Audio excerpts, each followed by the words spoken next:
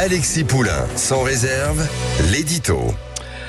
Alors que certains et certaines d'ailleurs se demandent s'ils vont retrouver leur siège de député à l'issue de la campagne législative, eh bien il y en a une qui est à peu près assurée de retrouver son siège de présidente de la Commission européenne. C'est Ursula von der Leyen. Et oui, Ursula, la revoilà.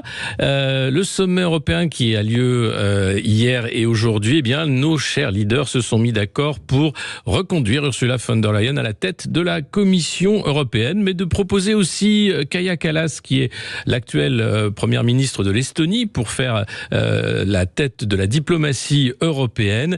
Et puis l'ex-premier ministre portugais António Costa deviendrait le nouveau président du Conseil européen en remplacement de Charles Michel. Alors c'est vrai, ça peut poser question, ces magouilles européennes entre les partis qui sont majoritaires au Parlement européen, notamment le PPE, le Parti populaire européen, qui est le parti de Madame von der Leyen, de voir qu'il y a vraiment très peu de démocratie dans tout ça, parce que la seule petite question, c'est est-ce que le Parlement va voter et valider ce choix des leaders européens d'Ursula von der Leyen à la tête de la Commission européenne. Alors, habituellement, ça passe, mais cette fois-ci, avec un PPE un peu effrité au Parlement européen, eh bien, ça pourrait être difficile ou un peu plus compliqué pour Ursula von der Leyen de retrouver sa place, sans compter que, eh bien, elle a été poursuivie pénalement, Ursula von der Leyen, elle a violé les traités, le code de conduite, mais aussi le code de l'éthique. On se rappelle, bien sûr, ces SMS échangés avec Albert Bourla, le patron de Pfizer, pour l'achat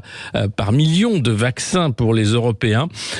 Tout ça, bien sûr, ça se passe en ce moment. Et puis, un autre qui est reconduit, c'est Thierry Breton. Et oui, Emmanuel Macron a choisi de reconduire le commissaire européen français, qui est au poste du commissaire au marché intérieur, qui inclut le numérique, l'industrie, l'ennemi des GAFAM, quasiment, Thierry Breton. Et Marine Le Pen a d'ailleurs contesté ce choix avec un bras de fer. Vous avez vu, sur les prérogatives du Premier ministre en cas de victoire du RN et du président de la République. En tout cas, voilà où en est la démocratie européenne. C'est à peu près toujours pareil. On en choisit certains et puis nous n'avons rien à dire.